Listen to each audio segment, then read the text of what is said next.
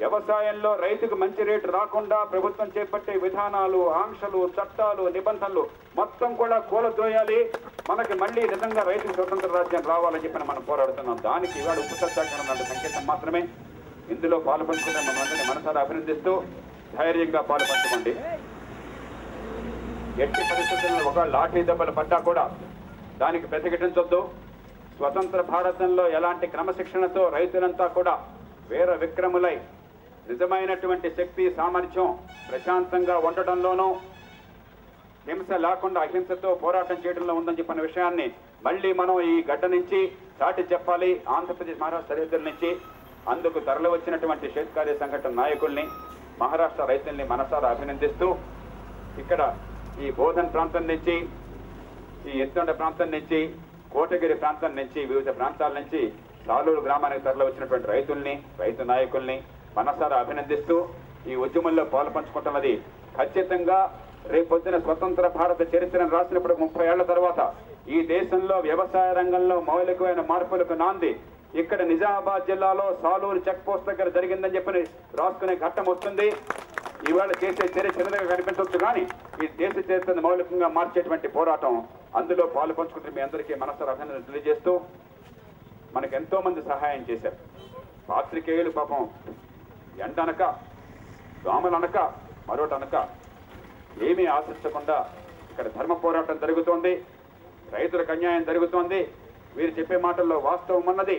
రైతుకు రేటు రాకపోతే దేశం నష్టపోతుంది. వాళ్ళ కుటుంబాలను వంచడం కాదు, మార్గం ఇప్పటికే 10వ వంతు మాత్రమే వాళ్ళకి ఆదాయం ఉంది మిగతా వాళ్ళతో పోలిస్తే అని గుర్తించి చాలా గుండె లోతుల్లోంచి కేవలం ఉద్యోగ బాధ్యతగా కాకుండా ఈ రాష్ట్రంలో నలుమూలలా కూడా జనానికి అందరికీ చేరవేస్తున్నారు ఈ సమాచారాన్ని, వాస్తవాన్ని. అందుకు వారందరినీ కూడా మనసారా అభినందిస్తున్నాం.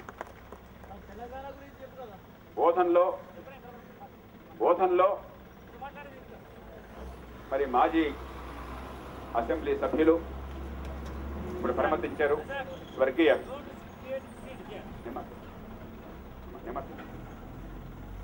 రమాకాంత్ గారు, స్వర్గీయ రమాకాంత్ గారు కుటుంబ సభ్యులు అక్కడ ఆదరంగా స్వాగతం చెప్పి వారికి ఉన్నటువంటి వస్త్రాన్ని కూడా ఏర్పాట్లు చేశారు. ఇక్కడ అప్పిరెడ్డి గారు కానీ, మరి సోమశేఖరరావు గారు కానీ, ఎంతో మంది పిఎల్ రావు గారు కానీ, ఎంతో మంది రైతు నాయకులు, రైతులు శక్తికి మించి శ్రమ అనుకోకుండా అన్ని చోట్ల ఏర్పాట్లు చేశారు చాలా కొద్ది కాలంలోనే. ఎందుకంటే మనం రాయలసీమ నుంచి చేశాం, అదే మనం తెలంగాణ నుంచి ఇప్పుడు చేసి మహారాష్ట్రకు చూపెట్టాలి, ఆ తర్వాత ఉత్తరాంధ్ర నుంచి చేయాలి, దక్షిణాంధ్ర నుంచి చేయాలి, రాష్ట్రం నలుమూలల నుంచి కూడా ఈ రాష్ట్రాల సరిహద్దుల్ని వ్యవసాయ ఉత్పత్తి విషయంలో ఆంక్షలను తొలగించాలని చెప్పని ఎప్పుడైతే ఉద్యమం చేపట్టామో అన్ని ప్రాంతాల నుంచి అందరూ కలిసి వచ్చారు. నాకు తెలిసి తెలంగాణ ప్రాంతంలో చాలా మంది మనసుల్లో ఆవేదన కూడుకట్టున్నది. ఆ ఆవేదన ఉన్నా కూడా అవన్నీ పక్కన పెట్టి ఒక ఉదాత్తమైన లక్ష్యం కోసం పోరాడుతున్నామని చెప్పని పార్టీలకు అతీతంగా అందరూ కలిసి వచ్చి స్వాగతం చెప్పారు, దీనిలో పాల్పంచుకున్నారు. మనసారా వారందరినీ అభినందిస్తున్నాం. రజా జరిగారు. లోక్సత్తా స్పష్టంగా చెప్తున్నది, ఇందాక చెప్పాను, మళ్ళీ ఇంకోసారి చెప్తాను. 24 ఏళ్ల క్రితం రాజీవ్ గాంధీ ప్రధానమంత్రిగా ఉండగా జిల్లా కలెక్టర్ల సదస్సును ఏర్పాటు చేస్తే దానిలో ఒక బృందానికి నాయకత్వం వహిస్తూ రాజీవ్ గాంధీకి మొట్టమొదటి నేను చెప్పిన మాట, ఈ దేశంలో చాలా జిల్లాలు ప్రపంచంలో 80 దేశాల కంటే పెద్దవి, ఆ కారణంగా జిల్లా ప్రభుత్వాలు కావాలని వాదించాను. ఆనాడు జరిగిన మాట. మరి ఒక జిల్లా చాలా దేశాల కంటే పెద్దదైనప్పుడు కొన్ని జిల్లాలు కలిసి రాష్ట్రంగా ఏర్పాటు కావాలంటే దానికి ఆర్భాటము, వ్యతిరేకత ఉండాల్సిన అవసరం లేదు. మన దురదృష్టం ఏమంటే కేవలం దీన్ని ఓటు బ్యాంకుల రాజకీయంగా మార్చి కొన్ని సాంప్రదాయ పార్టీలు, చాలా బలమున్న పార్టీలు, నిర్ణయాధికారం ఉన్న పార్టీలు అధికారం ఎక్కడం కోసం ఏ అడ్డదారాన తొక్కటము మనకి మార్గం అని చెప్పని భావించేవాళ్ళు మనసులో ఓ మాట బయటకు ఓ మాట ఉంచుకుని ఇక్కడ ప్రజల్లో ఆవేశాలు రెచ్చగొట్టి ప్రజలకు ఎన్నో హామీలు ఇచ్చి ఎన్నికలైన తర్వాత ఏరుదాటి దెబ్బ తగిలేశారు. అందుకనే ప్రజలు ఇంత ఆవేశం వెళ్ళిపోయింది. ఇప్పుడు దాని గురించి మాట్లాడాలని చెప్పంటే భయపడుతున్నారు, మాట్లాడకుండా లేకుండా చేస్తున్నారు. లోక్సత్తా విస్పష్టంగా వాదిస్తున్నది, రాష్ట్ర శాసనసభలోనూ పార్లమెంటులోనూ దీని మీద సమగ్రమైన చర్చ కావాలి. ఈ ప్రజల ఆకాంక్షల్ని గుర్తించి ఏం జరిగింది, ఏం జరగాలన్న విషయం మీద సమగ్రంగా సామరస్యంగా పరిష్కారాన్ని సాధించాలి. ఆ సమగ్ర సామరస్య పరిష్కారంలో భాగంగా తెలంగాణని లోక్సత్తా మనస్ఫూర్తిగా ఆహ్వానిస్తున్నది. ఈలోగా నేను సోదరులందరినీ కోరేది, ఈలోగా నేను సోదరులందరినీ కోరేది, మనకు కొన్ని సమస్యలు ఉన్నాయి, ఆకాంక్షలు ఉన్నాయని చెప్పని ఊపిరి పీల్చడం మనయం, మంచినీళ్ళు తాగడం మనయం, భోజనం చేయడం మనయం. ఈ సమస్యలు ఉన్నాయని చెప్పని ఇవాళ రైతులకి రేటు రావాలని ప్రశ్నలో కలిసి పోరాటం చేసాం దీన్ని ఆపడం. కాబట్టి దానికోసం పోరాడదాం, సామరస్యంగా పరిష్కారాన్ని సాధిద్దాం. కానీ ఎన్నో విషయాలు మన జీవితంలో దాంతో ముడిపడిన అంశాలు ఉన్నాయి. ఆ విషయంలో మనం కోల్పోవద్దు, మనం సంఘటితంగా పోరాడదాం.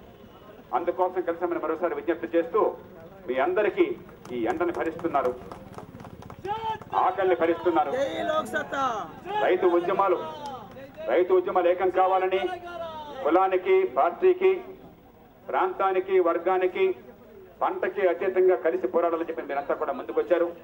మిమ్మల్ని అందరినీ మరోసారి అభినందనలు తెలియజేస్తూ, దయచేసి క్రమశిక్షణని పాటిద్దాం. ఎలాంటి ప్రతిఘటన వచ్చినా కూడా మనం మళ్ళీ ప్రతిఘటించొద్దు. ఏ రకమైన హింసకు ఒకవేళ పాల్పడిన విశ్వాసం ఉంది. పోలీసులు చాలా ఆప్యాయంగా మర్యాదగా చూసుకుంటున్నారు. ఒకవేళ పోలీసు యంత్రాంగం నుంచి వాళ్ళకి ఏమైనా ఆదేశాలు వచ్చి కొంచెం కఠినంగా వ్యవహరించండి, వీళ్ళు మరీ శృతిమిస్తున్నారన్న భావం కలిగి వాళ్ళు ఏమన్నా గట్టిగా వ్యవహరించమని చెప్పి అన్నా కూడా మనం ఎదురు తిరగొద్దు. మనల్ని జైల్లో పెడితే దాన్ని మౌనంగా భరిద్దాం, బెయిల్ కూడా తీసుకోవద్దు. మనల్ని కోర్టు ముందు పెట్టినట్టయితే మేము నిజంగానే చేరవేసిన మాట వాస్తవమని చెప్పి మనం ఒప్పుకుందాం. ఏమీ చేయమో మీరు తీసుకోండి అని చెప్పన్నట్టయితే దీంతో ఆపం. ఆ తర్వాత దడ నుంచి తమిళనాడుకు వెళ్తాం, ఆ తర్వాత శ్రీకాకుళం నుంచి ఒరిస్సాకి వెళ్తాం. అప్పటికే చేయకపోతే రాష్ట్రం అందరికీ పిలుపునిస్తాం. ఈ దేశంలో, రాష్ట్రంలో చట్టం అందరికీ సమానమే. సోమశేఖరరావు గారికో, అప్పిరెడ్డి గారికో, ఆజాద్ గారికో, జయప్రకాష్ గారికో ఒక చట్టము, సామాన్యుడికి మరో చట్టం ఉండడానికి వీల్లేదు. మేమందరం కూడా బహిరంగంగా అందరికీ చెప్పి, మీరు చెప్పిన నిబంధనలు ఉల్లంఘిస్తుంటే మమ్మల్ని ఏం చేయకపోతే ఈ రాష్ట్రంలో ఏ రైతు ఎవరు ఈ రాష్ట్రం నుంచి ఈ ధాన్యాన్ని పక్క రాష్ట్రాలకు తరలించినా కూడా ఆపే హక్కు మీకు లేదు. చట్టాన్ని అందరికీ సమానంగా వర్తింపజేయాలని జరుగుతుంది. వేలాది మంది నిలబడి దానికోసం పోరాడండి.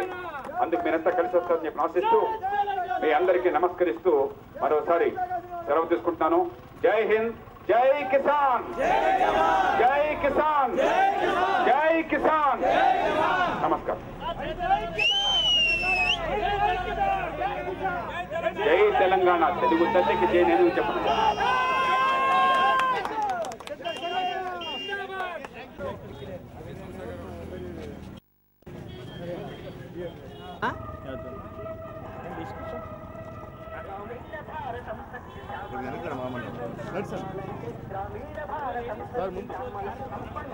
ముందు రండి సార్. గ్రూప్ ఫోటో అయింది సార్. ముందు రండి సార్.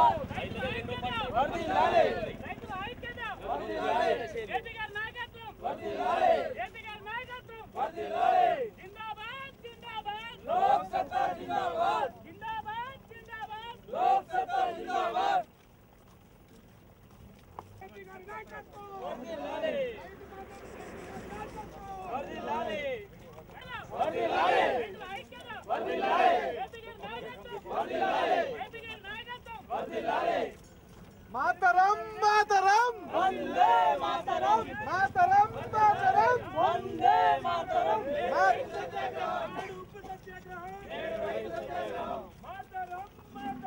వందే మాతరం వందే మాతరం వదిలాలే వదిలాలే వదిలాలే నెలం సార్ పట్టుకొని తిరిగే బదులు బయట 3 days 4 days ఇంట్రెస్ట్ తెచ్చిన బాధ తిప్పి తిప్పి లేకపోతే సార్ 5 ఏళ్ళు ఇస్తారు 6 ఏళ్ళు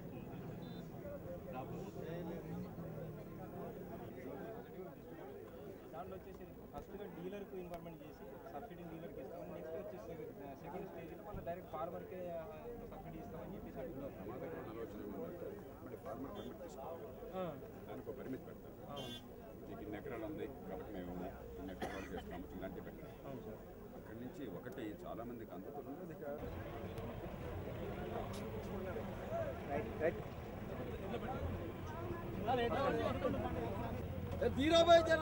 నడు నడు నడు సార్ నడు సార్ మూడు రాలి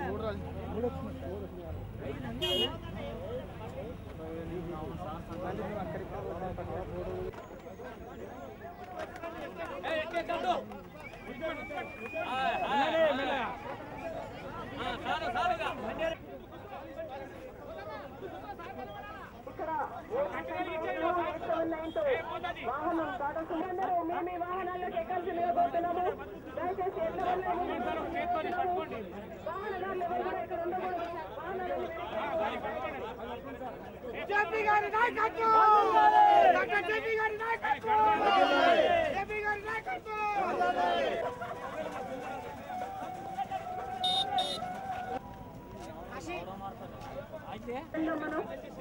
దయచేసి మీరందరూ మేము ఈ వాహనాల్లోకి వెళ్లాల్సిందిగా కోరుతున్నాము. ఎడ్ల వాళ్ళు మాత్రమే ముందు వెళ్ళాలి.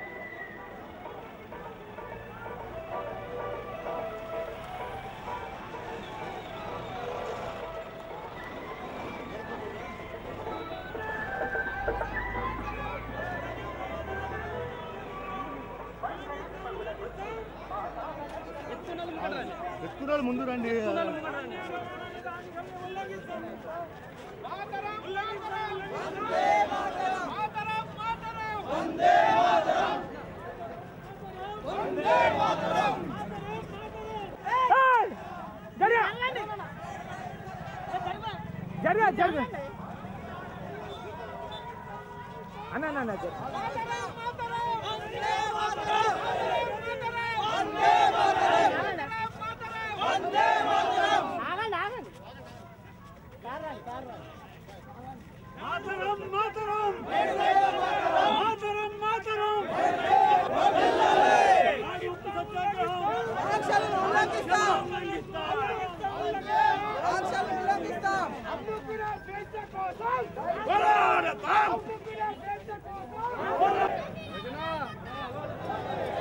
వాళ్ళ